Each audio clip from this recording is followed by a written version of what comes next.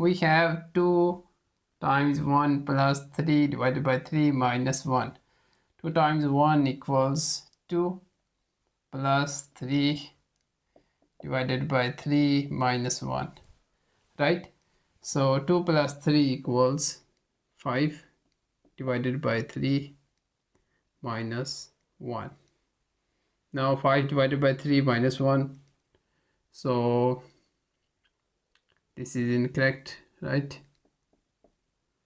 Follow the order of operations. We use PEMDAS rule, parentheses first, exponents, multiplication and division from left to right, and then addition and subtraction from left to right. Okay, so solve again. So multiply first, right? So 2 times 1 equals 2 plus 3 divided by 3 minus 1. Now divide first, right? 2 plus 3 divided by 3 equals 1 minus 1. Now addition and subtraction from left to right. So addition first. 2 plus 1 equals 3 minus 1.